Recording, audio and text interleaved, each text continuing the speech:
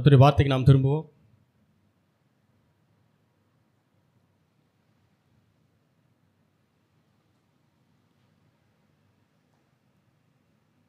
யோவான் 5வது அதிகாரம் 44வது வசனம்.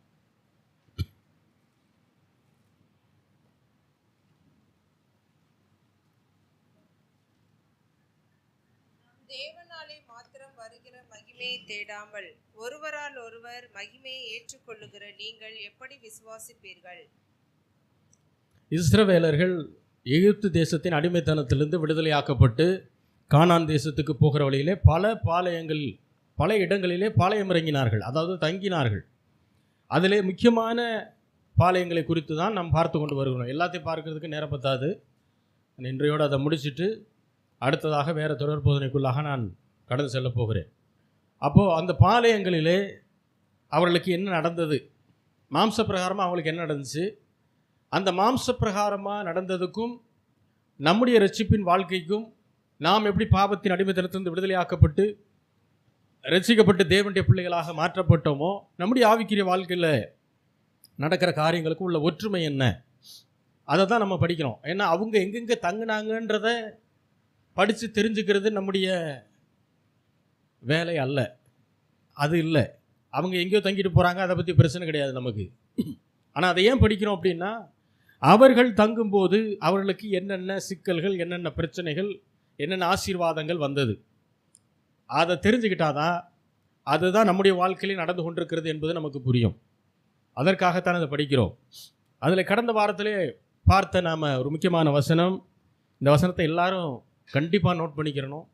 தேவனாலே, யோவான் 5வது அதிகாரம் 44வது வசனம், தேவனாலே மாத்திரம் வருகிற மகிமையை தேடாமல் ஒருவரால் ஒருவர் மகிமையை ஏற்றுக்கொள்ளுகிற நீங்கள் எப்படி விசுவாசிப்பீர்கள்? இது ஆண்டவராகிய இயேசு கிறிஸ்துவே நேரடியாக சொன்ன வார்த்தை. என்ன சொல்கிறாரு?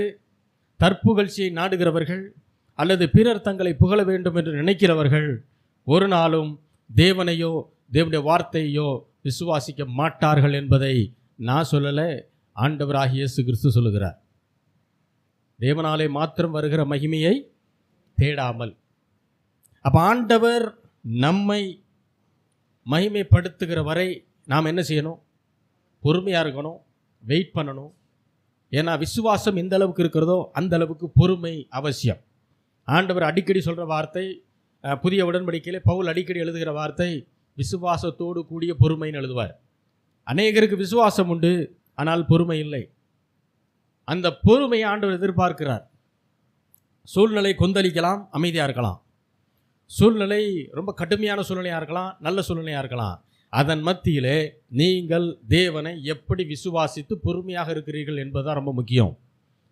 அப்போது பொறுமையாக இருக்கும்போது தேவனாலே வருகிற மகிமை கரெக்டாக வரும். ஒரு மனிதனை தேவன் தான் உயர்த்தணும், தேவன் உயர்த்தி மற்றவர்களுக்கு முன்பாக காட்டணும். அப்படி காட்டும்போது தான் அது அந்த மகிமை நித்தியமான மகிமையாக இருக்கும். ஆனால் ஜனங்க என்ன பண்ணுறாங்க? அதை காட்டிலும் ஒருவரால் ஒருவருக்கு வரக்கூடிய மகிமையை என்ன செய்கிறாங்களாம்? அவர்கள் எதிர்பார்க்கிறார்கள். அப்படி எதிர்பார்த்தா அவர்களுக்குள்ள விசுவாசம் இல்லைன்னு அர்த்தம்.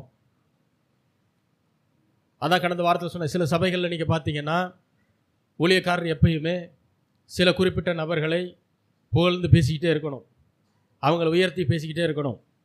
அப்படி பேசினா தான் அவங்களுக்கு பிடிக்கும், அப்படி பேசினா தான் அவங்க தொடர்ந்து வருவாங்க சர்ச்சுக்கு. இல்லைன்னா என்ன செய்ய மாட்டாங்க? வர மாட்டாங்க. அதே போல் சிலரை ஸ்டேஜில் மட்டும்தான் உட்கார வைக்கணும். முன்னாடி உட்கார வச்சுட்டா அவங்களுக்கு என்ன ஆயிரும்? கோவம் வந்துடும், அடுத்த வாரம் வரமாட்டாங்க. இப்படி இன்னும் சில சபைகளில் பார்த்தீங்கன்னா சில குறிப்பிட்ட நபர்களுக்கு மட்டும் சேர் இருக்கும். பலர் என்ன செய்வாங்க? கீழே தான் உட்காந்துருப்பாங்க. அதில் ஒரு வித்தியாசம். அந்த குறிப்பிட்ட நபர்கள் யார் அப்படின்னு பார்த்தா ஊழியத்தை நேசிக்கிறவங்க தான், ஊழியத்துக்கு அதிகமாக தங்களுடைய பணத்தையும் பொருளையும் செலவு செய்கிறவங்களாக தான் இருப்பாங்க. அது தவறு இல்லை. ஏன்னா உதாரத்துவமாய் கொடுக்கிற ஆத்துமா செழிக்கும் என்று வசனம் சொல்லுகிறது. ஆனால் அப்படி நான் செய்கிறதுனால தேவன் கிட்ட இருந்து வரக்கூடிய மகிமையை நான் தேடணுமே தவிர, என்னை இவர் புகழ்ந்து பேசுவாரா, சர்ச்சில் என்னை புகழ்ந்து பேசுவாங்களா அப்படின்னு எதிர்பார்க்குற ஆளுகள்கிட்ட என்ன இல்லையா? விசுவாசம் இல்லை என்று தேவன் சொல்லுகிறார். இதில் அநேகர் கிறிஸ்தவத்துக்குள்ளே இருப்பாங்க, ஆனால் கிறிஸ்துவுக்குள்ளே இருக்க மாட்டாங்க. கிறிஸ்துவுக்குள்ளே இருக்கிறதுனா அவருடைய வார்த்தைக்குள்ளே இருக்கிறதுன்னு அர்த்தம், அவருடைய வார்த்தை நம்புறதுன்னு அர்த்தம், வார்த்தையை செயல்படுத்துறதுன்னு அர்த்தம். அதை அநேகர் என்ன செய்ய மாட்டாங்க. அதனால தான் சோசியல் மீடியாஸில் நாம் என்ன மாதிரியான போஸ்ட்டுகளை போடுறோம் ரொம்ப முக்கியம். அடுத்து அதை எதற்காக போடுகிறோம்? 10 லைக்கும் 20 கமெண்ட்டும் வர்றதுக்காக போடுறோமா, அல்லது அது என்னுடைய ஊழியம் அதனால் நான் செய்கிறேன்னு சொல்லி போடுறோமா? ரொம்ப முக்கியம். நீங்கள் தேவனுக்கு முக்கியத்துவம் கொடுக்காமல் வேறு எதுக்கு முக்கியத்துவம் கொடுத்தாலும் அது தற்புகழ்ச்சி, அல்லது மற்றவர்கள் என்னை புகழ்ந்து பேச வேண்டும் என்று நீங்கள் நினைக்கிற உங்களுடைய விருப்பம். அப்படிப்பட்டவருடைய இருதயத்தில் கண்டிப்பாக தேவன் மீதான விசுவாசம் இல்லை என்று ஆண்டவரே சொல்கிறார். நம்ம சொல்லலாம், இல்லை சார் நான் ஆண்டவரை தான் நம்புகிறேன். இல்லை, நீங்கள் தற்புகழ்ச்சியும் மற்றவர்கள் என்ன புகழணும்னு நினச்சிட்டிங்கன்னா டெஃபினட்டாக உங்ககிட்ட தேவன் மேலே இருக்கிற விசுவாசம் இல்லை, அவருடைய வார்த்தை மீது நீங்கள் விசுவாசம் வைக்கவில்லை. மனுஷரால் வருகிற பெருமையை நாடுகிறவர்களுக்கு தேவன் மீது விசுவாசம் இருக்காது. இருக்குன்னு சொல்லுவாங்க, ஆனால் இருக்காது என்பதுதான் வேதம் சொல்லுகிற உண்மை. ரித்மாவிலே இஸ்ரவேலர்கள் ஆண்டோடைய வார்த்தையை விசுவாசிக்கவில்லை, அதை அறிக்கை செய்யவும் இல்லை. அதனால தான் ஆண்டவருக்கு கோபம் வந்துச்சு. ஆண்டவர் ஏன் கோபப்பட்டார்? ரித்மாவிலே இஸ்ரவேலர்கள் ஆண்டோடைய வார்த்தை என்ன செய்யலை? விசுவாசிக்கவும் இல்லை, அதை அறிக்கை செய்யவும் இல்லை. எதை தான் பேசினாங்க? சூழ்நிலையை தான் பேசினாங்க. கானான் தேசத்துக்குள்ளே இருக்கிற ராட்சசர்களாக இருக்கிறாங்க, ரொம்ப பெரியவங்களாக இருக்காங்க. எங்கள் கண்ணுக்கு பார்த்தா நாங்கள்லாம் ரொம்ப சின்ன ஆளுக, அவங்கெல்லாம் ரொம்ப பெரிய ஆளுக. அவங்க கண்ணுக்கும் நாங்கள் எப்படி தான் இருந்தோம், வெட்டுக்கிளிகளை போல் இருந்தோம் அப்படின்லாம் பேசுனாங்க. அவங்க எப்படி பார்க்குறாங்கன்னு இவருக்கு எப்படி தெரியும்னு தெரில. ஆனால் இஸ்ரவேல் ஜனங்க என்ன தான் சொன்னாங்க? அவங்கெல்லாம் எங்களை ரொம்ப வெட்டுக்கிளி மாதிரி பார்த்தாங்கன்னு சொன்னாங்க.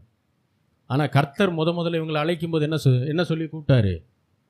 பாலும் தேனும் ஓடுகிற கானான் தேசத்தை உங்களுக்கு கொடுத்தேன் என்று சொல்லி வாக்குத்தத்தம் பண்ணினார். அந்த வாக்குத்தத்தத்தை 12 பேர்த்தில் 2 பேரை தவிர வேற யாருமே விசுவாசிக்கவும் இல்லை, அதை பேசவும் இல்லை.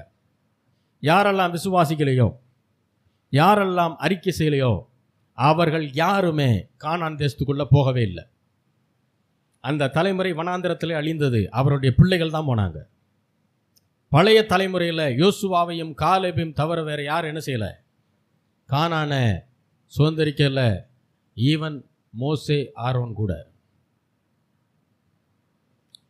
ஏன்னா மோசேவும் என்ன செய்யலை? ஆண்டவரை ஒரு இடத்துல அவருடைய வார்த்தையை விசுவாசிக்கலை. பேசுன்னு சொன்ன இடத்துல பேசியிருக்கணும், கண்மலையை அடின்னு சொன்ன இடத்துல அடிக்கணும். ஆனால் மோசே என்ன செஞ்சார்? பேசுன்னு சொன்ன இடத்துல கண்மலையை அடித்தார். ஏன் அடித்தார் தெரியுமா? பழைய எக்ஸ்பீரியன்ஸ். ஊழியத்தை பழைய எக்ஸ்பீரியன்ஸில் செஞ்சால் ஒரு இடத்துல என்ன செய்வோம்? ஆண்டோடைய வார்த்தையை மீறிடுவோம். ஆண்டவர் தான் இதுக்கு முன்னாடி சொன்னார் கண்மலையை பார்த்து அடின்னு. அப்போ அடித்தோம், அது சரி. அடுத்து கண்மலையை பார்த்து பேசுன்னு சொல்லிட்டாருன்னா எனக்கு ஏற்கனவே அனுபவம் இருக்குது, அதனால் அந்த அனுபவத்தை வச்சு நான் என்ன செஞ்சிருவேன்? இந்த பிரச்சனையை நான் மேற்கொண்டுருவேன் அப்படின்னு சொல்லி பேச வேண்டிய இடத்துல அடித்தோம் அப்படின்னா தண்ணி வரும், ஜனங்களுடைய தாகம் தீர்க்கப்படும். ஆனால் விசுவாசிக்காத ஆள் கானான் தேசத்துக்குள்ளே போக முடியாது. ஆண்டோடைய வார்த்தையை அவர் சொன்ன மாதிரி செய்யணும், அந்த வெளிப்பாட்டோடு செய்யணும். அது ரொம்ப முக்கியம். வாசிக்கலாம். என்னாகமம் 16வது அதிகாரம். என்னாகமம் 16 1 முதல் 5 வசனங்கள். லேவிக்கு பிறந்த கோகாத்தின் குமாரனாகிய இத்சேயாரின் மகன் கோராகு என்பவன் ரூபன் வம்சத்தில் உள்ள எலியாபின் குமாரனாகிய தாத்தானையும் அபிராமையும் பேலேத்தின் குமாரனாகிய ஓனையும் கூட்டிக் கொண்டு இஸ்ரவேல் புத்திரரில் சபைக்கு தலைவர்களும் சங்கத்துக்கு அழைக்கப்பட்டவர்களும் பிரபலமானவர்களுமாகிய 250 பேர்களோடு கூட மோசேக்கு முன்பாக எழும்பி மோசேக்கும் ஆரோனுக்கும் விரோதமாக கூட்டம் கூடி அவர்களை நோக்கி, நீங்கள் மிஞ்சி போகிறீர்கள். சபையார் எல்லோரும் பரிசுத்தமானவர்கள், கர்த்தர் அவர்கள் நடுவிலே இருக்கிறாரே. இப்படி இருக்க கர்த்தருடைய சபைக்கு மேலாக உங்களை ஏன் உயர்த்துகிறீர்கள் என்றார்கள். மோசே அதை கேட்டபோது முகங்குப்புற விழுந்தான். பின்பு அவன் கோராகையும் அவனுடைய எல்லா கூட்டத்தையும் நோக்கி, நாளைக்கு கர்த்தர் தம்முடையவன் இன்னான் என்றும் தம் மண்டையிலே சேர தாம் கட்டளையிட்ட பரிசுத்தவான் இன்னான் என்றும் காண்பிப்பார். அப்பொழுது என்னை தெரிந்து கொள்வாரோ அவரை தம்மிடத்தில் சேர கட்டளையிடுவார். ஒன்றும் செய்ய. கோராகு என்றால் அனல் அற்றவன் அல்லது குளிர்ந்தவன் என்ற அர்த்தம். அடுத்ததாக இன்னொரு நபர் எலியாபின் குமாரராகிய தாத்தான். ரெண்டாவது நபர் பேர் என்னது? தாத்தான். அப்படின்னா என்ன அர்த்தம்னா நீரூற்றுக்கு சொந்தக்காரன் என்ற அர்த்தம். நீரூற்றுக்கு சொந்தக்காரன், அதாவது வனாந்திர பயணத்தில் போவாங்க, எங்கேயாவது நீரூற்று கிடச்சிருச்சு பார்த்துட்டாங்க அப்படின்னா அது என்னோடதுன்னு சொல்லி சொந்தம் கொண்டாடக்கூடிய ஒரு மனிதன். அதை யாருமே தனிப்பட்ட முறையில் சொந்தம் கொண்டாட முடியாது. ஆண்டவர் பொதுவாக எல்லாருக்கும் சேர்த்து தான் அந்த நீரூற்றை உண்டு பண்ணி வைத்திருக்கிறார்.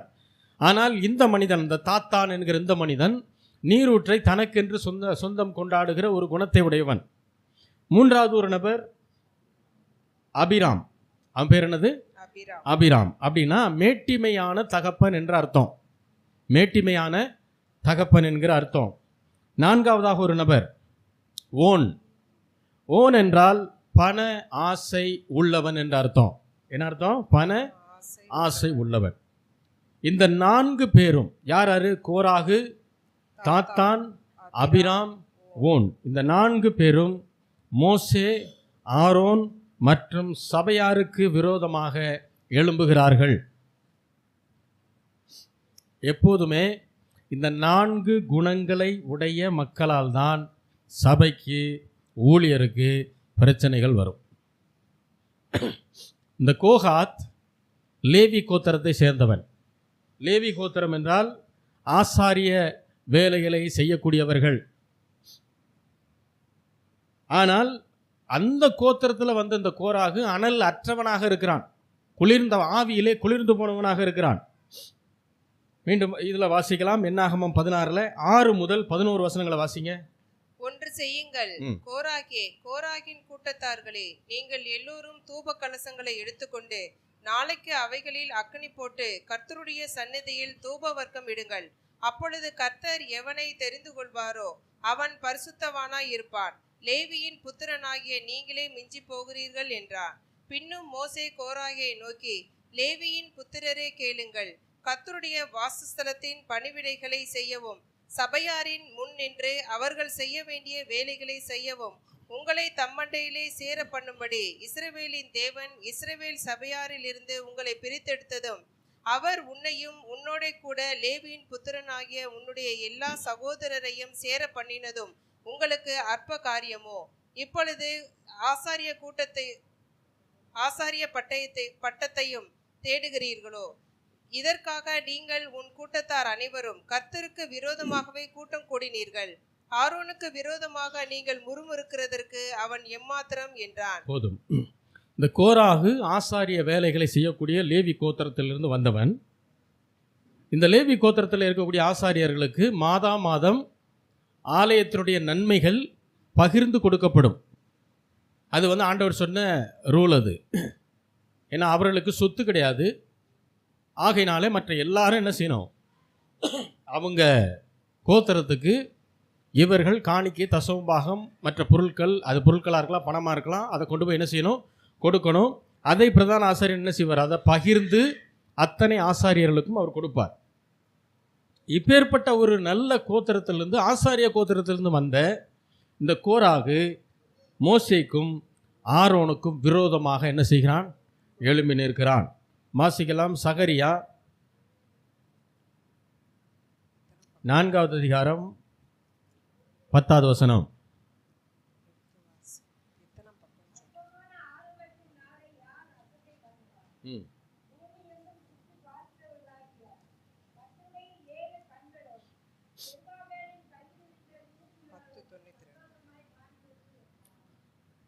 பூமி எங்கும் சுற்றி பார்க்கிறவைகளாகிய கர்த்தருடைய, அப்போ எத்தனை கண் இருக்கு ஆண்டவருக்கு?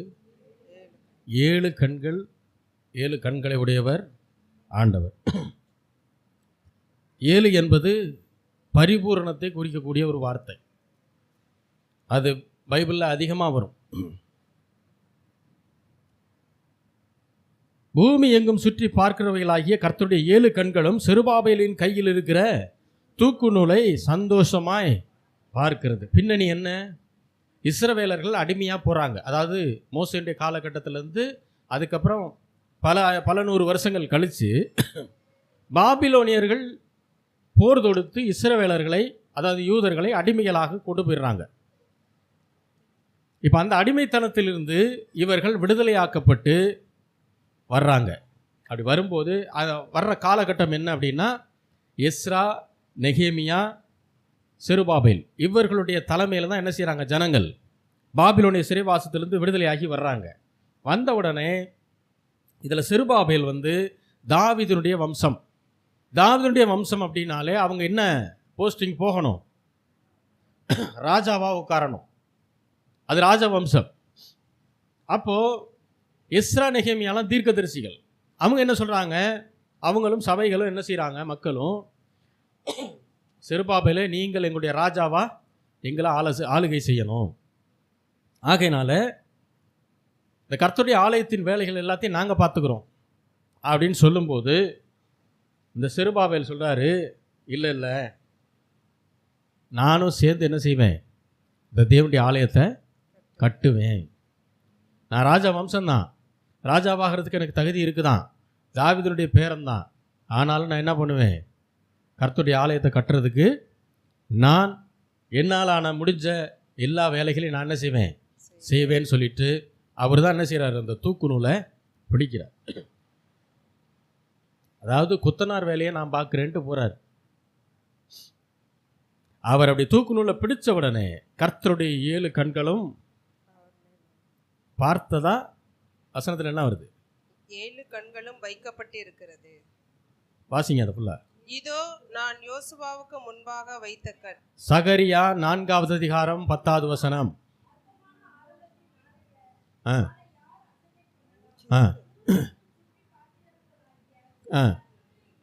கர்த்தருடைய 7 கண்களும் செருபாபேலின் கையில் இருக்கிற தூக்கு நூலை சந்தோஷமாய் பார்க்கிறது. தேவன் சந்தோஷமாய் பார்க்கிற ஒரே ஒரு இடம், ஒரே ஒரு காரியம் இது மட்டும்தான்.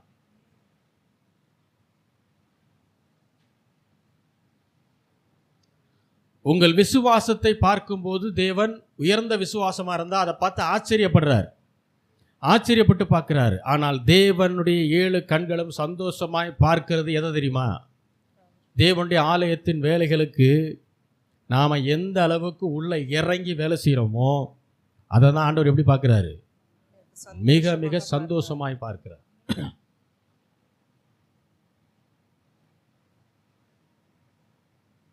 ஆலயம் கட்டும்போது எல்லாரும் உங்களால் முடிந்த வேலைகளை என்ன செய்ய ஆரம்பிக்கணும்.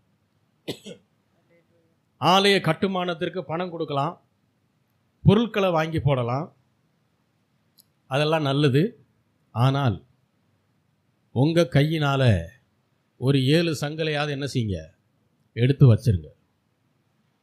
உங்கள் கையினால் ஒரு சட்டி மணலையாவது என்ன செஞ்சுருங்க, தூக்கி ஆலயத்தின் வேலைகளில் பங்கு பெறுங்க. இது ஒரு அடையாளம் தான். புரியுதா உங்களுக்கு? அதாவது நான் இந்த ஆலயத்துக்காக வேலை செய்ய போகிறேன், எனக்கு அதுக்கு மனசு இருக்குது அப்படிங்கிறதுடைய அடையாளம் தான். 7 செங்கல் ஏன் சொன்னேன்னா 7 பரிபூரணம், அதனால் சொல்கிறேன். ஏன்னா அதுக்கப்புறம் வேலைகளை செய்வதற்கு வேலையாட்கள் இருப்பாங்க. ஆனால் தேவன் இதில் சந்தோஷப்படுறாராம், அவருடைய பிள்ளைகள் அவருடைய ஆலயத்தை கட்டுவதற்கு தேவையான வேலைகளை செய்யும்போது. ஒரு ராஜ வம்சத்தை சேர்ந்த செருபாபேல் ஆலயத்தினுடைய பணிகளுக்காக கொத்தனார் வேலை பார்ப்பார் அப்படின்னா அதை தேவன் சந்தோஷமாக பார்ப்பாருன்னா, நீங்களும் நானும் ஒரு 7 கல்லை தூக்கி வச்சோம்னா ஆண்டவர் கண்டிப்பாக எப்படி தான் பார்க்குறாரு? சந்தோஷமாக பார்ப்பார். அதனால தான் எந்த ஆலயம் மகிமையினால் நிரம்பும் அப்படின்னா, ஜனங்களுடைய பங்கு எந்த ஆலய கட்டுமானத்தில் இருக்குதோ அந்த ஆலயம் மட்டும்தான் தேவனுடைய மகிமையினால் நிரப்பப்படும். இது வரலாறு. 4 ஆலயங்கள் கட்டப்பட்டுச்சு. மோசேயுடைய காலத்தில் இருந்த ஆசரிப்பு கூடாரம், எல்லா ஜனங்களும் அதில் பங்கெடுத்தாங்க. சாலமோன் கட்டின தேவாலயம், எல்லாரும் அதுக்கு என்ன செஞ்சாங்க? பங்கெடுத்தாங்க. செருபாபேல் கட்டின தேவாலயம், அதில் என்ன செஞ்சாங்க? எல்லா ஜனங்களும் பங்கெடுத்தாங்க. இந்த 3 ஆலயத்திலும், எருசலேமிலே கட்டப்பட்ட இந்த 3 ஆலயத்திலும் தேவனுடைய மகிமை நிரப்பினது. 4ஆவதாக இயேசுவுடைய காலத்தில் ஏரோது ராஜா ஏற்கனவே இருந்த ஆலயத்தை இடித்து விரிவாக்கி கட்டினான். காரணம், யூதர்களுடைய ஓட்ட பெறணுன்றதுக்காக. அதில் முழுக்க முழுக்க அரசாங்கத்தின் பணம் தான் இருந்துச்சே தவிர ஜனங்களுடைய பணம் இல்லை. 4ஆவதாக கட்டின ஆலயத்தில் தேவனுடைய மகிமை இல்லை. நீங்கள் வீட்டில் போய் படித்து பார்த்தீங்கன்னா உங்களுக்கு தெரியும். ஆண்டவர் நம்முடைய நல்ல விசுவாசத்தை ஆச்சரியமாக பார்க்கிறார். ஆனால் கர்த்தருடைய ஆலயத்திற்கென்று நாம் செய்கிற வேலையை தான் சந்தோஷமாக பார்க்கிறார். நாம் எப்பயுமே ஆண்டவரை பிரியப்படுத்துகிற பிள்ளைகளாக இருக்கணும். ஊழியம் என்பது அதுதான். அதனால தான் ஊழியத்தில் ரொம்ப கவனமாக இருக்கிறது, ரொம்ப ஸ்ட்ரிக்டாகவும் இருக்கிறது. ஒரு ஊழியம் கொடுக்குறோம் அப்படின்னா அந்த ஊழியத்தை என்ன செய்யணும்? சின்சியராக செய்யணும். அதில் சோம்பேறித்தனத்தோடு செய்கிறாங்க அப்படின்னா கண்டிப்பாக அவங்கள வச்சு ஊழியம் செய்ய முடியாது. பாட்டு பாடுற ஊழியமாக இருக்கலாம், சர்ச்சை பெருக்கிற ஊழியமாக இருக்கலாம், சேர்ஸ் அரேஞ்ச் பண்ணுற ஊழியமாக இருக்கலாம், இன்னும் பிரசங்கம் பண்ணுற ஊழியமாக இருக்கலாம், கீபோர்டு வாசிக்கிற ஊழியமாக இருக்கலாம், பாட்டு பாட தெரிஞ்ச கொயர் டீமாக இருக்கலாம், வீடியோ கேமரா ஆப்ரேட் பண்ண தெரிஞ்ச ஒரு ஊழியமாக இருக்கலாம். எந்த ஊழியமாக இருந்தாலும் அதில் சின்சியாரிட்டி இருக்கணும். எல்லா நாளும் அதில் வந்து நிற்க தெரியணும், எல்லா நாளும் டயத்துக்கு வர தெரியணும். அதுதான் நம்ம அந்த ஊழியத்தை கனப்படுத்துகிற காரியம். தேவனை கனப்படுத்துகிறோம் என்றால் சும்மா ஏனோ தானே அப்படி தூங்கி வச்சு கண்ணை கசக்கிட்டு வந்து வேலை செய்கிறது இல்லை. அப்படி செஞ்சிட முடியாது. நாள் நைட்டு 2 மணிக்கே போய் படுத்தாலும் அடுத்த நாள் 5 மணிக்கு எந்திரிச்சு 8 மணி சர்ச்சுக்கு உள்ளே வந்து நிற்கணும். அதுதான் தேவனை கனப்படுத்துகிற காரியம். அப்போ யார் தேவனை கனப்படுத்துகிறார்களோ அவர்களால் தான் உண்மையாக ஊழியம் செய்ய முடியும். ஊழியத்தை அசட்டையாக நினச்சிக்கிட்டு 10ஓட இது ஒரு வேலை, 11வது வேலை நினச்சிங்கன்னா அப்படிப்பட்டவர்களுக்கு ஊழியம் கொடுக்கப்பட மாட்டாது. அப்படிப்பட்டவர்கள் ஊழியம் செய்யக்கூடாது. அசட்டையாய் செய்கிறது அது. ஆண்டவரை நாம் அசட்டை பண்ணால் பிதா நம்மளை என்ன பண்ணிடுவாராம்? அதுக்கு நம்ம பேசாமல் ஊழியம் செய்யாமல் ஒதுக்கி நிற்கிறது நல்லது. அல்லேலூயா. அப்போ சர்ச்சில் ஒரு வேலைகள் செய்கிறது அப்படின்னா சர்ச்சை க்ளீன் பண்ணுறதா இருக்கலாம், சேர்ஸ் போடுறதா இருக்கலாம், இந்த மைக் அரேஞ்ச்மெண்ட்ஸ் இது பண்ணுறதா இருக்கலாம், பாய் போடுறதா இருக்கலாம், சர்ச்சை கூட்டி க்ளீன் பண்ணுறதா இருக்கலாம். இது எல்லாமே தேவனுடைய ஆலயத்தினுடைய பணிகள். அதனால தான் சொல்லுவேன், உங்கள் பிள்ளைகள் ரொம்ப செல்லமாக வளர்ந்துருக்கலாம், நீங்கள் அவங்கள ரொம்ப செல்லமாக வளர்த்துருக்கலாம், வீட்டில் ஒரு வேலை கூட செய்ய விடாத அளவுக்கு நீங்கள் வளர்த்துருக்கலாம், நீங்களே எல்லா வேலையும் செஞ்சு வளர்த்துருக்கலாம். ஆனால் கர்த்தருடைய ஆலயத்தினுடைய வேலைகளுக்கு நீங்கள் கண்டிப்பாக உங்களுடைய பிள்ளைகளை அனுப்பிச்சு தான் ஆகணும். அப்படி அனுப்பிச்சிங்கன்னா தேவன் அதில் பிரியப்படுவார். எங்களுக்கு செய்ய முடியாமல் இல்லை, அதையும் சொல்லிடுறேன், எங்களால் அந்த வேலைகள் எல்லாம் செய்ய முடியும். நீங்கள் ஆசீர்வதிக்கப்பட வேண்டும், உங்களை தேவன் சந்தோஷமாக பார்க்கணும்னு நீங்கள் நினச்சிங்கன்னா இதை செய்யுங்க.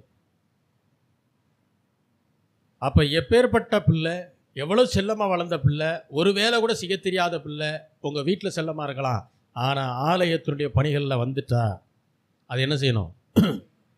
ஒரு ராஜாவே இறங்கி கொத்தனார் வேலை பார்க்குறதுக்கு தூக்கு நூலை பிடிக்கிறார் அப்படின்னா நீங்கள் நானும் அவரோட பெரிய ஆள்லாம் கிடையாது. அதை ஞாபகம் வச்சுக்கோங்க. ஆலயத்தினுடைய கட்டுமான வேலைகளாக இருக்கட்டும், கட்டி முடித்ததுக்கப்புறம் ஒவ்வொரு வாரமும் ரெடி பண்ணுற வேலைகளாக இருக்கட்டும், அதற்கு நாமும் இறங்கணும். நம்முடைய பிள்ளைகள் என்ன செய்யணும்? அந்த வேலைகளுக்கு தயார்படுத்தணும். அல்லேலூயா, அல்லேலூயா. என்னாகமம் 16வது அதிகாரம் 10வது வசனம்.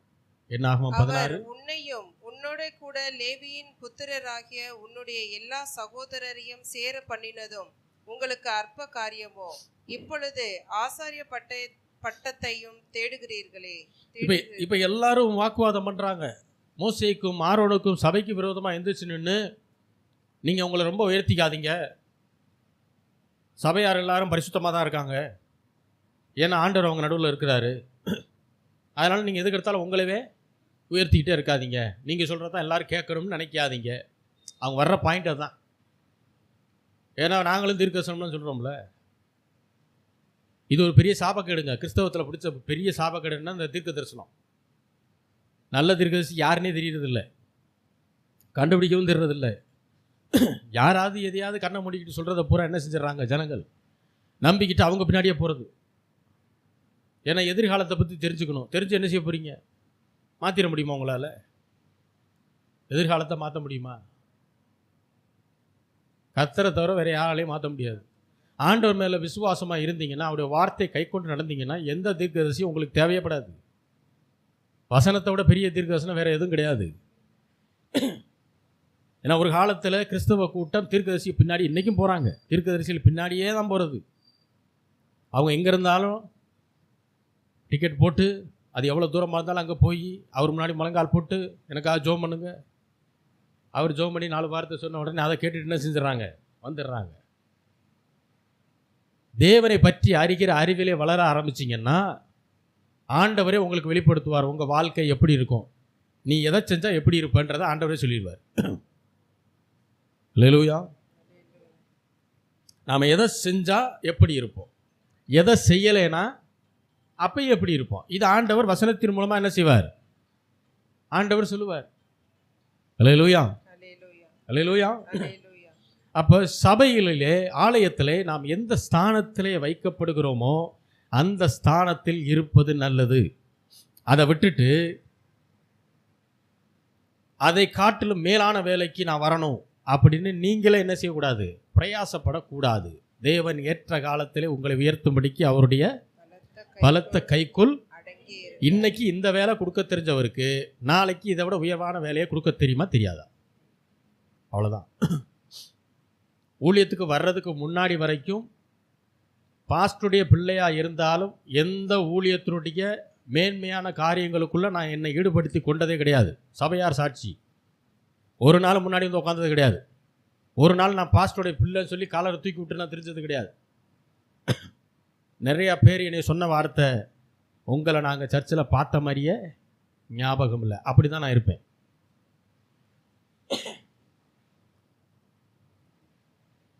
என்னைக்கு இந்த ஊழியத்துக்குன்னு தேவன் அழைத்தாரோ அன்றைக்கு என்னுடைய பொசிஷன் என்னவோ, தேவன் என்னை எந்த இடத்துல வைக்கணும்னு நினைக்கிறாரோ அந்த இடத்துக்கு என்ன நான் ஒப்பு கொடுத்து வந்தேன். ஊழியத்துக்கு வராதுக்கு வரைக்கும் நான் ஒரு விசுவாசி, அவ்வளோதான்.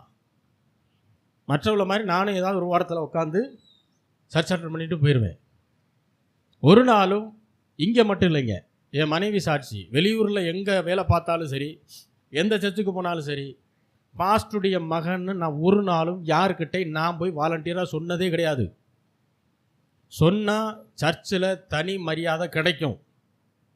ஞாபகம் வச்சுங்க. நான் பாஸ்டுடைய பிள்ளை, அப்பா ஊழியம் செய்கிறாரு, நான் ஒரு சர்ச்சில் போய் சொல்லிட்டேன்னா எனக்கு முன்னாடி வரிசையில் சீட்டு கிடைக்கும். அது எனக்கு நல்லா தெரியும். ஒரு நாளும் நான் அதை விரும்பினதே கிடையாது. ஆனால் அவங்க கண்டுபிடிச்சிருவாங்க. பாஸ்டர்மார்க்கு என்ன செய்வாங்க? கண்டுபிடிச்சிருவாங்க. முதல் வாரத்தில் இல்லை, ஒரு 3-4 வாரத்தில் கண்டுபிடிச்சிருவாங்க. அவங்க கேட்டால் மட்டும்தான் சொல்லுவேன். ஏன் தெரியுமா? மனிதனால் வரக்கூடிய புகழ்ச்சியை நான் என்ன செய்கிறதில்லை, அதை ஏற்றுக்கொள்றதில்லை. எனக்கு அந்த ஒரு ஞானத்தை தேவன் கொடுத்துருக்கிறார். பாராட்டுறது வேற. உண்மையிலே நல்லா இருந்துச்சுன்னா அதை நம்ம பாராட்டணும், அது தப்பு கிடையாது. ஒருத்தங்க நம்மளை பாராட்டுறாங்கன்றதுனால ஐயோ இது நமக்கு மேட்டுமையை உண்டாக்கிடும்னு நம்ம நினைக்கக்கூடாது. நம்ம சரியாக இருந்தால் யார் நம்மளை பாராட்டினாலும் நம்ம என்ன செய்வோம்? நம்ம நிலைமையில் தான் இருப்போம். அதை விட மேலேயும் போயிட மாட்டோம், கீழேயும் போயிட மாட்டோம். அப்போ சபையில் சின்ன வேலையோ பெரிய வேலையோ தேவன்கிட்ட எவ்வளோ மார்க் வாங்குறோன்றது தான் முக்கியமே தவிர, அதை புரிகிற மாதிரி சொல்கிறேன், ஒருத்தர் பெரிய வேலை செஞ்சு 100க்கு 10 மார்க் வாங்குறத காட்டிலும் சின்ன வேலை செஞ்சு 100க்கு 90 மார்க் தேவன்கிட்ட வாங்குறது நல்லது. மெயினான ஊழியம், பிரசங்க ஊழியத்தை செஞ்சு 100க்கு 10 மார்க் வாங்குறத காட்டிலும் சபையை கூட்டுற ஊழியம் அதில் 90 மார்க் வாங்கினீங்கன்னா ஆண்டவர்கிட்ட அதுதான் நல்லது. இந்த கோராகும் அவனுடைய வம்சமும் தங்கள் ஸ்தானத்தை உயர்த்தி கொள்ள முயற்சி செய்கிறார்கள். அதனால தான் ஒரு கூட்டத்தை கூட்டி சபைக்கு விரோதமாக அவர்கள் பேச ஆரம்பிக்கிறார்கள். எப்பயும் ஒன்று புரிஞ்சுக்கணும், சபை தேவனுடைய சொத்து, தேவனுடைய சம்பத்து. அது அந்த இடத்த யாரும் வாங்கி கொடுத்துருக்கலாம், அதில் கட்டினது யாரும் கட்டியிருக்கலாம். ஆனால் என்றைக்கு அங்கே கூடி ஆராதிக்க ஆரம்பிச்சிட்டோமோ அந்த சபை என்பது தேவனுடைய பார்வையிலே அவருடைய சொத்தாக தான் அது எண்ணப்படும். அப்போது நம்மால் சபைக்கு நன்மை தான் வரணுமே தவிர ஒரு நாளும் ஒரு பொழுதும் நம்மளால் ஒரு தீமை சபைக்கு என்ன செய்யக்கூடாது, வரவே கூடாது. இதில் ரொம்ப தெளிவாக இருக்கணும். நமக்கு சில விஷயங்கள் பிடிக்கலையா, அப்படியே வந்துடக்கூடாது. முதல்ல என்ன செய்யணும், பாஸ்டர்கிட்ட தனியாக போய் பேசணும். பாஸ்டர், இது சரியாக வரல, எனக்கு இது சரியாக தோணலை, நான் இப்படி நினைக்கிறேன், எனக்கு இப்படி இருந்தால் நல்லா இருக்கும். முதல்ல அதை பேசணும். பேசியும் ஒத்து வரலைன்னு என்ன செஞ்சிடணும், அதுக்கப்புறம் தான் சரி நம்ம இடம் இது இல்லைன்னு சொல்லிட்டு அமைதியாக ஒதுங்கிடும். அல்லேலூயா. ஏனென்றால் சபையில் ஒரு 100 பேர் இருக்காங்கன்னா 100 பேருக்கும் ஒவ்வொரு தனிப்பட்ட விருப்பங்கள் இருக்கும். 100 பேருடைய விருப்பத்தையும் நிறைவேற்றுவது ஊழியக்காரனுடைய வேலை அல்ல. ஒரு நல்ல ஊழியக்காரனுடைய வேலை கர்த்தருடைய விருப்பம் என்னவோ அதை நிறைவேற்ற வேண்டுமே தவிர தன்னுடைய விருப்பத்தையோ ஜனங்களுடைய விருப்பத்தையோ நிறைவேற்றக்கூடாது. கர்த்தருடைய விருப்பத்தை நிறைவேற்றும் போது சபையார் எல்லாரும், பாஸ்டரும் அதில் அடக்கம், எல்லாரும் ஆண்டவருக்குள்ள ஆண்டவருடைய விருப்பத்துக்கு தங்களை அர்ப்பணித்து உள்ள வரும்போது தான் ஆசீர்வாதம். அப்போ தான் வந்து பலிக்குது. இந்த கோராகின் புத்திரர் தேவனுக்கு விரோதமாக எழும்பினதுனாலே என்ன நடந்துச்சு அப்படின்னா, பூமி அப்படியே ரெண்டாக பிளந்து யாரெல்லாம் மோசேக்கும் ஆரோனுக்கும் சபைக்கு விரோதமாக எழும்பினார்களோ அவங்க எல்லாம் உள்ளே போயிட்டாங்க. அப்படி பூமி மூடிடுச்சு. என்னாகமம் 17வது அதிகாரம் 1 முதல் 5 வசனங்களை வாசிக்கலாம். பின்பு கர்த்தர் மோசேயை நோக்கி, நீ இஸ்ரவேல் புத்திரரோடே பேசி அவர்கள் பிதாக்களின் வம்சங்களாகிய ஒவ்வொரு வம்சத்தினுடைய பிரபுவினிடத்தில் ஒவ்வொரு கோலாக 12 கோலை வாங்கி அவனவன் கோலில் அவனவன் பேரை எழுதுவாயாக. லேவியினுடைய கோலின் மேல் ஆரோனின் பேரை எழுத கடவாய். அவர்களுடைய பிதாக்களின் ஒவ்வொரு வம்ச தலைவனுக்காகவும் ஒவ்வொரு கோல் இருக்க வேண்டும். அவைகளை ஆசரிப்பு கூடாரத்திலே நான் உங்களை சந்திக்கும் ஸ்தானம் ஆகிய சாட்சி பெட்டிக்கு முன்னே வைக்க கடவாய். அப்பொழுது நான் தெரிந்து கொள்ளுகிறவனுடைய கோல் துளிர்க்கும். இப்படி இஸ்ரவேல் புத்திரர் உங்களுக்கு விரோதமாய் முறுமுறுக்கிற அவர்கள் முறுமுறுப்பை என்னை விட்டு ஒழிய பண்ணுவேன் என்றார். 12 கோத்திரத்திலிருந்து 12 கோள்களை கொண்டு வர வேண்டும் என்று ஆண்டவர் சொல்கிறார். ஒவ்வொரு கோளின் மேலும் அந்த கோத்திரத்திலிருந்து அந்த தலைவனுடைய பெயரை எழுதணும் அப்படின்னு சொல்லிட்டு, லேவி கோத்திரத்திலிருந்து தான் இப்போ என்ன செய்யுது, எதிர்ப்பு கிளம்புது. ஆண்டவர் சொல்றாரு, லேவி கோத்திரத்திலிருந்து ஒரு கோல் எடு, அந்த கோல்ல யார் பேர் எழுதணுமா, ஆரோனுடைய பேர் எழுதணும்ட்டார். ஆரோனுடைய பெயரை எழுதி வச்சிடறாங்க. கர்த்தர் யாரை ஒட்டுமொத்த கோத்திரத்துக்கும் தலைவனாக தேர்ந்தெடுக்கிறாரோ அவருடைய கோல் என்ன செய்யுமா, துளிர்க்கும். கோல்ன்றது மரம், அது காஞ்சு போன மரம். அதை கொண்டு போய் ஆசீர்வாத கூடாரத்தில் வச்சிருவாங்க. குறிப்பிட்ட நாளுக்கு அப்புறம் அதை எடுக்கும்போது யாரை தேவன் தெரிந்து கொண்டிருக்கிறாரோ யாருடைய பெயர் எழுதப்பட்ட கோல் துளிர்த்து பூ பூத்து அதை என்ன செய்யணும், பழங்கள் எல்லாம் வரணும், துளிர் விட்டு வரணும். அப்படி வந்துச்சுன்னா, ஏன்னா காய்ந்த மரம் ஒரு நாள் என்ன செய்யாது, துளிர்க்க முடியாது. ஏன்னா அதுக்கு தண்ணி வேணும், அதை ஊனி வைக்கணும் இல்லையா. காஞ்ச மரமாகவே இருந்தாலும் அது ஒரு நிலத்தில் ஊனி தண்ணி கிண்ணி ஊற்றுனா ஏதோ 1-2 என்ன செய்யலாம், துளிச்சு வரலாம். இங்கே அதுக்கான வாய்ப்பே கிடையாது, நிலமும் கிடையாது, தண்ணியும் கிடையாது. ஆசீர்வாத கூடத்தில் கொண்டு வச்சாச்சு, அவ்வளோதான். மகாபரிசுத்த ஸ்தலத்தில் கொண்டு போய் வச்சாச்சு. முழுக்க முழுக்க துளிர்க்க வைக்கிறது ஆண்டவருடைய வேலை. அதை ஆண்டவர் செய்தார். ஆரோனுடைய கோல் தான் என்ன செஞ்சுச்சு, துளிர்த்தது. என்னாகமம் 20வது அதிகாரம் 1 முதல் 12 வசனங்களை வாசிக்கலாம். இஸ்ரவேல் புத்திரரின் சபையார் எல்லோரும் 1ஆம் மாதத்தின் சீன் வனாந்தரத்திலே சேர்ந்து ஜனங்கள் காதேசிலே தங்கி இருக்கையில் மிரியாம் மரணமடைந்து அங்கே அடக்கம் பண்ணப்பட்டாள். ஜனங்களுக்கு தண்ணீர் இல்லாதிருந்தது. அப்பொழுது அவர்கள் மோசேக்கும் ஆரோனுக்கும் விரோதமாக கூட்டம் கூடினார்கள். ஜனங்கள் மோசேயோடே வாக்குவாதம் பண்ணி, எங்கள் சகோதரர் கர்த்தருடைய சந்நிதியில் மாண்டு போனது, நாங்கள் மாண்டு போயிருந்தால் நலமாயிருக்கும். நாங்கள் எங்கள் மிருகங்களும் இங்கே சாகும்படி நீங்கள் கர்த்தரின் சபைக்கு சபையை இந்த வனாந்தரத்திலே கொண்டு வந்தது என்ன? விதைப்பும் அத்திமரமும் திராட்சை செடியும் மாதுளை செடியும் குடிக்க தண்ணீரும் இல்லாத இந்த கெட்ட இடத்தில் எங்களை கொண்டு வரும்படி நீங்கள் எங்களை எகிப்திலிருந்து புறப்பட பண்ணினது என்ன என்றார்கள். அப்பொழுது மோசேயும் ஆரோனும் சபையாரை விட்டு ஆசரிப்பு கூடார வாசலில் போய் முகங்குப்புற விழுந்தார்கள். கர்த்தருடைய மகிமை அவர்களுக்கு காணப்பட்டது.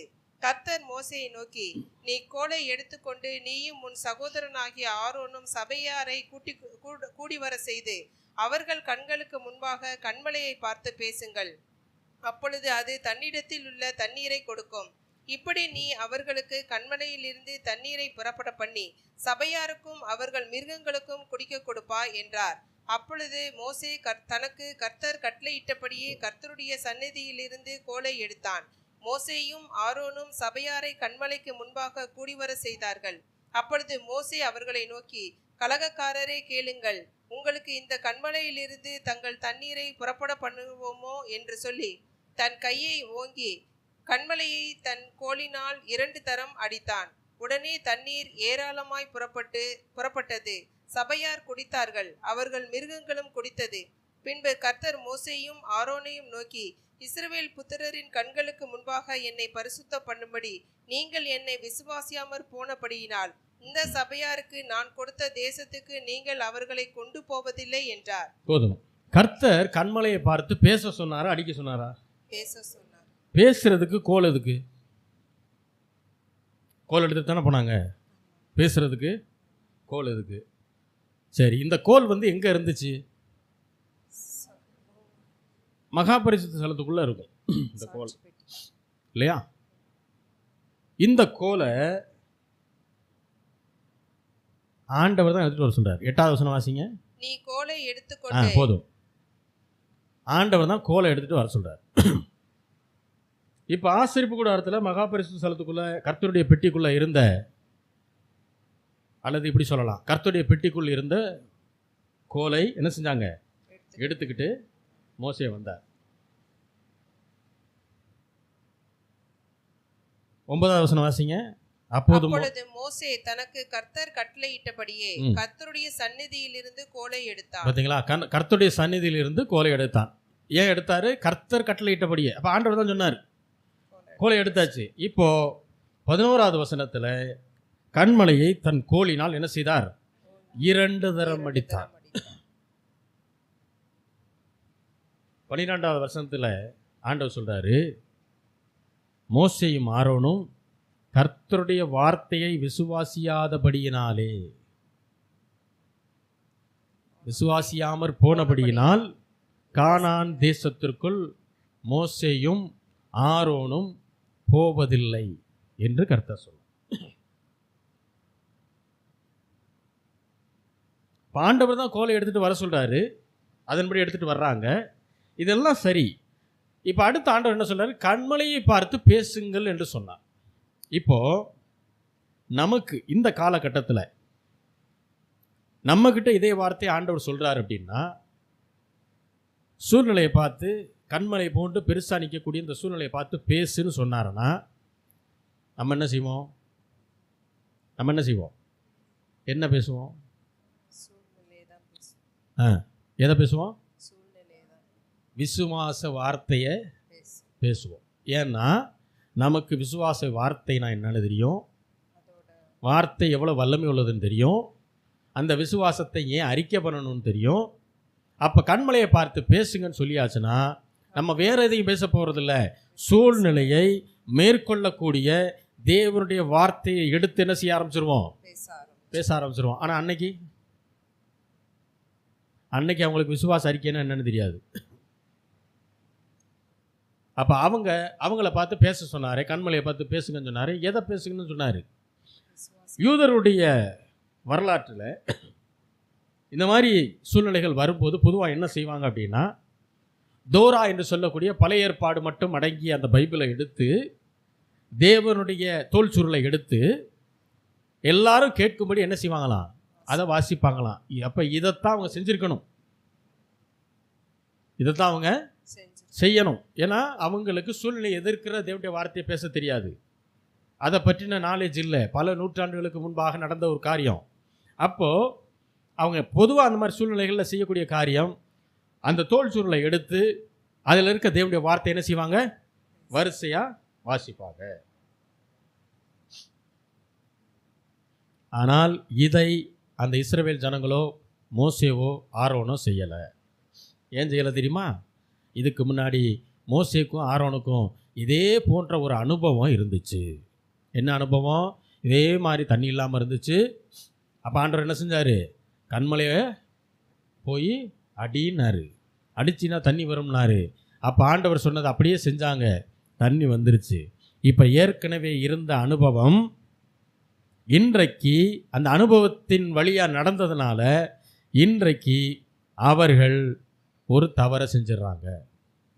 அதனால தான் அனுபவத்தை வச்சு என்ன செய்யக்கூடாது, எதையும் இட போடக்கூடாது. எந்த சூழ்நிலையையும் அனுபவத்தை வைத்து என்ன செய்யக்கூடாது, அணுகக்கூடாது. அது முதல் டைம் சக்ஸஸ் ஆகிருக்கலாம், ரெண்டாவது டைம் ஃபெயிலியரில் கொண்டு போயிடும்.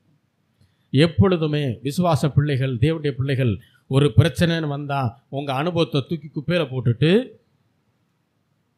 தேவனுடைய வசனத்தை உயர்த்தி பிடிச்சி நிற்க தெரியணும். அதுதான் எல்லா சூழ்நிலைக்கும் தீர்வு. அதுதான் தீர்வை கொண்டு வரும். அல்லேலூயா. அதனால தான் யாராவது உங்களுக்கு என்னென்ன அனுபவம் இருக்குது அப்படின்னு கேட்டாங்கன்னா, நிறைய அனுபவம் இருக்குது, உங்களுக்கு எந்த அனுபவம் வேணும்னு கேட்பேன் நான். ஏன்னா அநேக கிறிஸ்தவ ஊழியர்கள் அனுபவங்களுக்கு முக்கியத்துவம் கொடுத்து அதை என்ன செய்கிறாங்க, அதன் வழியாக போய்கிட்டு இருக்கிறாங்க. அனுபவம் இருக்கிறவர் தான் ரொம்ப கரெக்டாக எல்லா விஷயத்திலும் இருப்பாருன்னு நினைக்கிறாங்க. அனுபவத்தை அடிப்படையாக வச்சு ஊழியம் செஞ்சால் அதில் நிறைய ஃபெயிலியர்களை பார்க்க வேண்டியது வரும். தேவனுடைய வசனத்தை அடிப்படையாக வைத்து மூளைக்கு தலைக்கல்லாக இருக்கக்கூடிய தேவனுடைய வார்த்தையை வச்சு ஊழியம் செஞ்சால் அந்த ஊழியம் ஸ்லோவாக வளர்கிற மாதிரி தெரியும், ஆனால் ஸ்ட்ராங்காக வளரும். ஸ்லோ அண்ட் ஸ்டெடியாக வளரும். அல்லேலூயா. பிசாசு ஆண்டவரை சோதிக்கும் போது என்ன சொன்னா, அவர் பசியாக இருக்கிறாருன்னு தெரியும், இந்த கல்லுகள் அப்பங்கள் ஆகும்படி சொல்லும். சொன்னானா இல்லையா? பசியாக நம்ம இருக்கும்போது யாராவது பிரியாணியை பற்றி பேசிக்கிட்டே இருக்கார் அப்படின்னா நமக்கு எப்படி இருக்கும்? பசி இன்னும் முதல்ல நார்மலாக இருக்கிறது இப்போ கபகபான்னு ஆயிரும் இல்லையா? ஏன்? நம்ம எதிர்பார்க்குற விஷயம் அதுதான். அதை ஒருத்தர் ரொம்ப புகழ்ந்து பேசிக்கிட்டே இருக்கார். இப்போ ஆண்டவர் 40 நாள் ஃபாஸ்டிங்க, 40 நாள் உபவாசம் இருந்துட்டு இன்னும் அவர் ஃபாஸ்டிங்கை முடிக்கலை, ஃபாஸ்டிங்கில் தான் இருக்கிறாரு. இப்போ ஃபாஸ்டிங் முடித்த உடனே யார் வர்றா? பிசாசு என்ன செய்யறான்? ஆண்டவரை சோதிக்கிறான். அப்போ ஆண்டவரை பார்த்து சொல்கிறான், இந்த கல்லுகளை எல்லாம் அப்பங்களாகும்படி நீ சொல்லும். இதை சொன்னது யாரு? பிசாசு. யாருக்கிட்ட சொன்னான்? ஆண்டவராகிய இயேசு கிறிஸ்துட்ட சொல்கிறான். ஏன் சொன்னான் தெரியுமா? இவர் பேசுனா இந்த கல்லுகளுக்கு காது கேட்கும்ன்றது பிசாசுக்கு தெரியும். ஆண்டவராகிய இயேசு கிறிஸ்து பேசுனா இங்கே இருக்கிற கல்லுகளுக்கு காது கேட்கும்ன்றது பிசாசுக்கு நல்லா தெரியும். அதனால தான் ஆண்டவர்கிட்ட சொன்னால் இந்த கல்லுகள் எல்லாம் அப்பங்களாகும்படி சொல்லும், செய்யும். அடுத்து இன்னொரு சம்பவம். எல்லாரும் கடலில் பிரயாணப்பட்டு போய்கிட்டு இருக்கிறாங்க. ஆண்டவர் அடித்தட்டில் போய் தூங்கிட்டு இருக்கிறாரு. இப்போ என்ன நடந்துச்சுங்க? கடல் கொந்தளித்தது, காற்று பலமாய் வீசினது. ரைட்டுங்களா? இப்போ ஆண்டவர் கீழே அடித்தட்டில் போய் கிரவுண்ட் ஃப்ளோரில் போய் தூங்கிட்டு இருக்கிறாரு கப்பலில். மற்றவங்களாம் மேலே இருக்காங்க, பார்த்துட்டு பயந்துட்டாங்க. பயந்த உடனே நேராக போய் என்ன செய்கிறாங்க? ஆண்டவரை எழுப்புனாங்க. எழுப்புறோன்னே அவங்க பேசின முதல் வார்த்தை என்னது? நாங்கள் மடிந்து போகிறது உமக்கு கவலை இல்லையா? மடிந்து போனால் எப்படி நீ பேசுவாய்? நான் செத்துக்கிட்டு இருக்கேன், உங்களுக்கு கவலை இல்லையான்னு கேட்குறான். யார்கிட்ட? இந்த ஆண்டவர் யார் தெரியுமா? இவங்களை பூரா 3.5 வருஷமாக வச்சு சாப்பாடு போட்டு வளர்த்தவர். ஆண்டவர் கையினால் சாப்பிட்டவன் ஆண்டவரை பார்த்து கேட்குறான், நாங்கள் செத்து போகிறது உமக்கு கவலை இல்லையா? சாகடிக்கிறதுக்காக அவனைய கூட்டு வந்தார் ஊழியத்துக்கு? சாகடிக்கிறதுக்காக உங்களையும் என்னையும் அவருடைய பிள்ளைகளாக தெரிந்தெடுத்தார் அவர்? ஒரு பிரச்சனை, ஒரு போராட்டம் வந்த உடனே என்ன செய்யணும்? இவங்க நேராக கீழே போய், ஆண்டவரே எழுப்புறோன்னு கோச்சுக்காதீங்க ஆண்டவரே, கடலும் கொந்தளிக்குது, காற்று பயங்கரமாக அடிக்குது, எங்களுக்கு என்ன செய்யறதுன்னு தெரியல அப்படின்னு சொன்னாங்கன்னா அது நியாயம். ஆனால் போனோடனே இவன் டென்ஷனு, நம்மெல்லாம் கஷ்டப்பட்டுக்கிட்டு இருக்க, இவர் மட்டும் தூங்கிட்டு இருக்காரு. அவங்களுக்கு கடுப்பே அதுதான். நம்மெல்லாம் சூழ்நிலை இவ்வளோ மோசமாக இருக்குது, கப்பல் இப்படி ஆடுது, பயங்கரமாக ஆடுது, நம்ம எல்லாம் பயங்கர பயத்தில் இருக்கிறோம். இவர் என்ன பண்ணுறாரு? அந்த சூழ்நிலையை பார்த்து பயப்படுறவனுக்கு விசுவாசமாக இருக்கிற காலை கண்டா பிடிக்காது, கோவம் வரும். ஏங்க எப்படி சூழ்நிலை இருக்குது, நீங்கள் எப்படி இருக்கிறீங்களே அப்படின்னு அவன் மனசு துடிக்கும். அவங்களும் விசுவாசமாக இருக்கணும்னு தான் நினைக்கிறாங்க, ஆனால் முடியலை. அவங்க விசுவாசம் சூழ்நிலையின் மேலே இருக்குது. ஆண்டவர் எழுப்பும்போது, ஆண்டவர் இப்படி பிரச்சனையாக இருக்குது, கொஞ்சம் வந்து உதவி செய்யுங்கன்னு சொல்கிறது தப்பு இல்லை. ஆனால் என்ன பண்ணாங்க? நாங்கள் மணிந்து போகிறது உமக்கு கவலை இல்லையா? ஆண்டவர் அப்போ ஒன்றுமே சொல்லலை, எந்திரிச்சு வந்து சூழ்நிலையை பார்த்தார். பார்த்துட்டு என்ன பண்ணாருங்க? அதை இந்த மாதிரி அமைதியாக சொல்லியிருப்பாருன்னு நினைக்கிறீங்களா? இறையாதே. சினிமாலையெல்லாம் காட்டுறாங்கல்ல, ஆண்டவர் ரொம்ப அதாவது தன்மையாக பொலைட்டாக பேசுவார்ன்றதை காட்டுறதுக்காக ஒரு காற்றையும் கடலையும் அவர் அதையும் அவர் அப்படி தான் பேசுவார்னு நினைக்கிறாங்க. ஃபுல் கமாண்டிங்கில் ஒரு மிலிட்ரி ஆஃபீஸர் மாதிரி பேசியிருப்பார். இறையாதே அமைதலாக இருன்றதை அவ்வளோ சத்தமாக பேசியிருப்பார் ஆண்டவர். இப்போ ஆண்டவர் பேசுனா கடலுக்கும் காத்துக்கும் காது கேட்கும்ன்றது ஆண்டவருக்கும் தெரியும். ஆண்டவர் பேசுனா கல்லுகள் எல்லாம் அப்பங்கள் ஆகும், கல்லுக்கு காது கேட்கும்ன்றது பிசாசுக்கும் தெரியும். ஆண்டவர் பேசுனா கடலுக்கும் காற்றுக்கும் காது கேட்கும்ன்றது ஆண்டவருக்கும் தெரியும். தெரியாமல் போனது கிறிஸ்தவர்கள் மட்டும்தான். சூழ்நிலை மோசமாக இருக்குது பிரதர், என்ன பண்ணலாம்? அழுகலாம், உட்காந்து அழுதுகிட்டே உட்காந்துருக்கலாம். சூழ்நிலை மாறிடும்னா அழுங்க, எனக்கு என்ன? அந்த சூழ்நிலை நீங்கள் அழுகிறதுனால மாறிடும் அப்படின்னா நல்லா அழுங்க. முன்னாடி ஒரு வாளி வச்சுக்குங்க, கண்ணீர் எவ்வளோ வருது, ஆண்டவர் மேலே துருத்தியில் வச்சுருக்காரு இல்லையா, அது மாதிரி நீங்களும் என்ன செய்யுங்க, எவ்வளோ பக்கெட் நிரம்புதுன்னு பாருங்கள். விசுவாச போதனைக்குள்ளே வந்துட்டீங்கன்னா கண்ணிலேருந்து கண்ணீர் வரலாம். எப்போ தெரியுமா? ஆண்டவர் செய்த நன்மைகளை நினைத்து ஆனந்த கண்ணீர் தான் வரணும். சூழ்நிலையை பார்த்து பயந்துக்கிட்டு அழுகிற கண்ணீர் ஒரு நாள் என்ன செய்யக்கூடாது, வரவே கூடாது. பிசாசுக்கு எதிர்த்து நின்றுட்டோம்னா ஆணி அடித்த மாதிரி நிற்கணும், அசையக்கூடாது. ஆண்டவர் மேலே விசுவாசம் இருந்தால் தான் அதை செய்ய முடியும். அவருடைய வார்த்தையை நம்ம முழுசாக நம்பினா தான் பிடிச்ச பிடியில் நிற்க முடியும். 12வது வசனத்தை திரும்ப வாசிப்போம். பின்பு கர்த்தர் மோசேயும் ஆரோனையும் நோக்கி, இஸ்ரவேல் புத்திரரின் கண்களுக்கு முன்பாக என்னை பரிசுத்தம் பண்ணும்படி நீங்கள் என்னை விசுவாசியாமற் போன இஸ்ரவேல் புத்திரரின் கண்களுக்கு முன்பாக நீங்கள் என்னை என்ன செய்யலையா? விசுவாசியாமற் போனபடியினால் இந்த சபையாருக்கு நான் கொடுத்த தேசத்திற்குள் நீங்கள் அவர்களை கொண்டு போவதில்லை. அப்போ ஒரு தலைவன், ஒரு லீடராக இருக்கிற ஒரு மனுஷன், பூமியில அவனை போல சாந்த குணம் உள்ள ஒரு மனுஷனை பார்க்கவே முடியாதுன்னு ஆண்டவரால் சர்டிஃபிகேட் வாங்கின ஒரு மனுஷன், அவனால் என்ன செய்ய முடியல? கானான் தேசத்துக்குள்ளே போக முடியல. காரணம் என்ன தெரியுமா? தேவனுடைய வார்த்தையை அந்த மனிதன் விசுவாசிக்காததுனால. அப்போ ஆண்டவர் அவிசுவாசத்தை எப்படி பார்க்கிறார் என்பதை நீங்கள் முதல்ல புரிஞ்சுக்கணும்.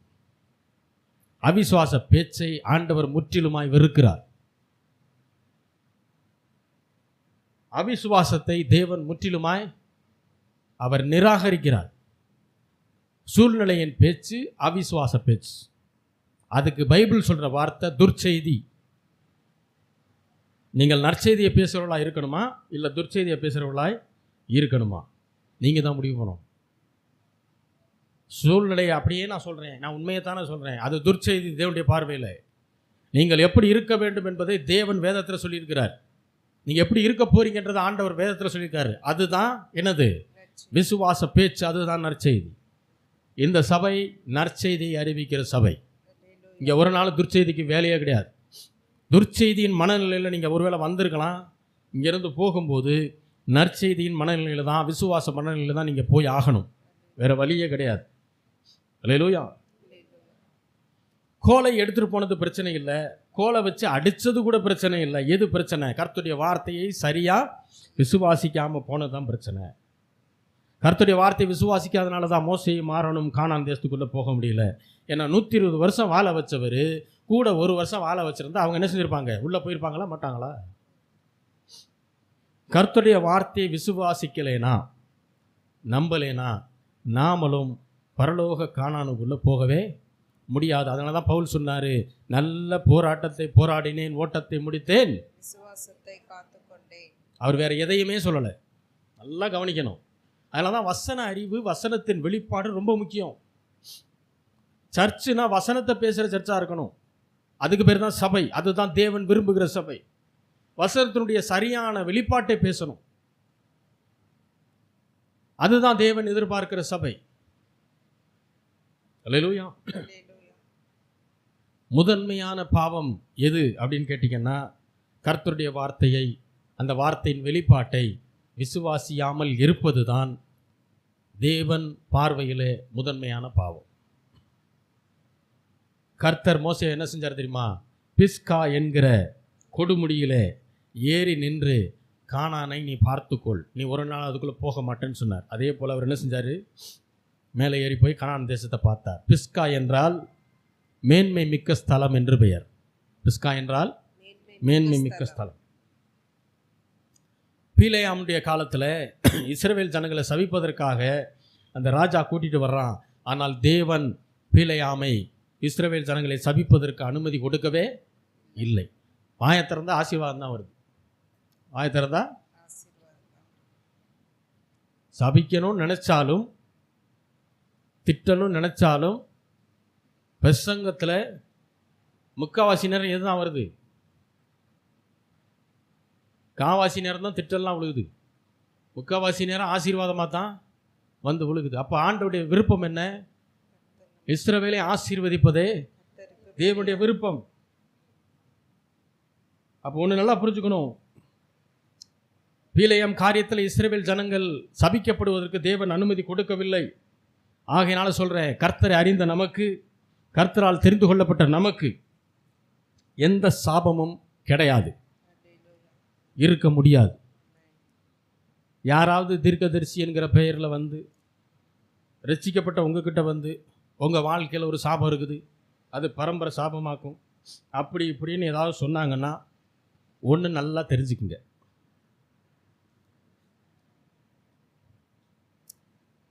வந்த நபர் தீர்க்கதரிசியும் அல்ல, அவர் சொன்னது தீர்க்க தரிசனமும் அல்ல. தேவனுடைய ஸ்தானத்திலேருந்து ரொம்ப தெளிவாக சொல்கிறேன்.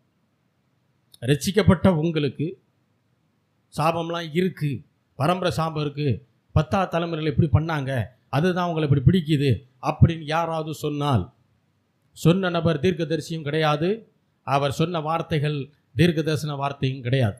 ஏனென்றால் என்றைக்கு ரட்சிக்கப்பட்டு முழுக்க ஞானஸ்தானம் என்கிற மறுபிறப்பை நீங்கள் அடைந்தீர்களோ அன்றைக்கே மறுபடியும் பிறந்து விட்டீர்கள். மறுபடி பிறந்துட்டீங்கன்றது புரிஞ்சிச்சுன்னா பழைய பாவங்கள், சாபங்கள், வியாதிகள், தரித்திரங்கள் அத்தனையும் தேவன் என்ன செய்தாராம்? இயேசு கிறிஸ்துவினுடைய ரத்தம் சகல பாவங்களை நீக்கி நம்மை சுத்திகரிக்கும். மூடி இல்லை, பழைய ஏற்பாடு மூடி, புதிய ஏற்பாடு கழுவி. அப்போ தேவன் உங்களை பார்க்கும்போது பாவியாக பார்க்கறதில்லை, தன்னுடைய சொந்த பிள்ளையாக பார்க்குறார். சொந்த பிள்ளைக்கு சாபம் இருந்தால் ஆண்டவர் வேடிக்கை பார்த்துட்டு இருப்பார். முதல்ல அவருடைய பிள்ளையாய் மாற வேண்டும் என்றாலே உங்களுடைய சாபம் தொலைக்கப்பட்டுச்சுன்னு அர்த்தம். அவருடைய பிள்ளையாக மாறிட்டீங்கனாலே உங்கள் பாவங்கள் மன்னிக்கப்பட்டு விட்டது என்ற அர்த்தம். கழுவி சுத்திகரிக்கப்பட்டுச்சுன்னு அர்த்தம். உங்களுடைய வியாதிகளை தேவன் ஒதுக்கி வச்சிட்டாருன்னு அர்த்தம். சமுத்திரத்தின் ஆழத்தில் கொண்டு போய் போட்டார்னு அர்த்தம். உங்கள் தரித்திரங்களை தேவன் விலைக்கு போட்டிருக்கிறார். இது அத்தனை செய்கிறதுக்கு தான் கல்வாரி சிலுவையில் அந்த பாடுகளை ஆண்டவர் பட்டார். அதையும் மீறி சாபம் இருக்குன்னு சொன்னாங்கன்னா அப்போ கல்வாரி சிலுவையை அவமதித்து கொண்டிருக்கிறார்கள் என்ற அர்த்தம். ஆண்டவர் செஞ்ச காரியம் சரியாக செய்யலை, ஏதோ கொஞ்சம் மிஸ்டேக் பண்ணியிருக்கிறாரு அப்படின்னு சொல்கிறாங்கன்னு அர்த்தம்.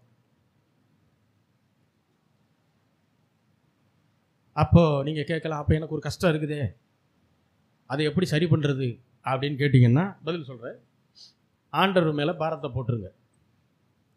புரியுதா? உங்கள் ஜெபத்துலையோ அல்லது ஆண்டவரோட பேசும்போதோ உங்கள் பாரத்தை எல்லாம் என்ன செஞ்சுருங்க, சொல்லி அவர் மேலே வச்சிருங்க.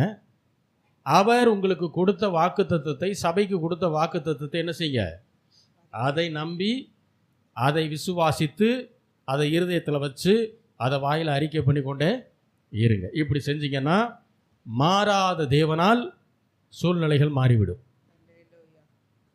இதுதான் வழி. ஆண்டவர் ஆதாம் கிட்ட சொன்னார், இந்த பூமியானது உனக்கு முள்ளையும் குறுக்கையும் உண்டாக்கும். முள் என்பது சாபத்தினுடைய அடையாளம், தரித்திரத்தினுடைய அடையாளம். இந்த முல்லை தான் தேவன் அவருடைய தலையிலே முள்முடியாக சூட்டி சாபத்திற்கும் தரித்திரத்திற்கும் நம்ம என்ன செய்தார், நீங்களாக்கி விடுவித்தார். அப்போ நமக்கு ஒரு சாபமோ, ரட்சிக்கப்பட்ட நபர்கள், திரும்ப திரும்ப நான் அந்த வார்த்தையை சொல்கிறேன், ரட்சிக்கப்பட்ட நபர்களுக்கு ஒரு சாபமும் கிடையாது. அவர்களுக்கு விரோதமாக செய்கிற செய்வினைகள் பலிக்காது. பில்லி சூனியம், ஏவல் கட்டுக்கள், மாந்திரிகங்கள் எதுவுமே அவர்களுக்கு விரோதமாக என்ன செய்ய முடியாது, எதிர்த்து நிற்கவே முடியாது. யோசுவா 3வது அதிகாரம், யோசுவா 3:1 முதல் 17 வசனங்களை வாசிக்கலாம்.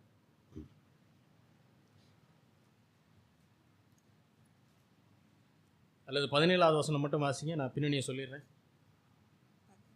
சகல ஜனங்களும் யோர்தானை கடந்து தீருமளவும் கர்த்தருடைய உடன்படிக்கை பெட்டியை சுமக்கிற ஆசாரியர்கள் யோர்தானின் நடுவிலே தண்ணீர் இல்லாத தரையிலே காலூன்றி நிற்கும்போது இஸ்ரவேலில் எல்லோரும் தண்ணீரற்ற உலர்ந்த தரை வழியாக கடந்து போனார்கள். பின்னணியை சொல்கிறேன். மோசேயுடைய காலம் முடிஞ்சிருச்சு. யோசுவா இப்போ லீடர் ஆகிறாரு. யோசுவா தான் என்ன செய்கிறாரு, ஜனங்களை கானான் தேசத்துக்குள்ளே கொண்டு போய் கூட்டிகிட்டு போய் சேர்த்து சுதந்திரிக்க வைக்கணும். இப்போ கானான் தேசத்துக்கு முன்னாடி யோர்தான் நதி என்ன செய்யுது, வருது. யோர்தானை கடந்து தான் கானான் தேசத்துக்குள்ளே போக முடியும். யோர்தான் என்றால் மரணம் என்ற அர்த்தம். உடன்படிக்கை பெட்டி இயேசு கிறிஸ்துவை குறிக்கிறது. யாரை குறிக்குது? ஏன்னா அதுக்குள்ளே தான் என்ன இருக்கும், தோல் சுருள் உள்ளதான் இருக்கும். ஆரோனுடைய தொழிற்த கோல் அதுக்குள்ளே தான் இருக்கும். இந்த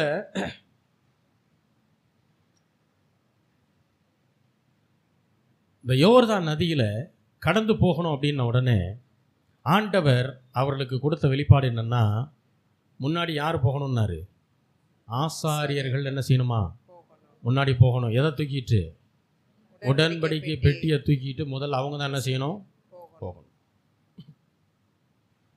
யோர்தான் என்றால் மரணம் என்ற அர்த்தம். உடன்படிக்கை பெட்டி ஆண்டவராகிய இயேசு கிறிஸ்துவை குறிக்குது.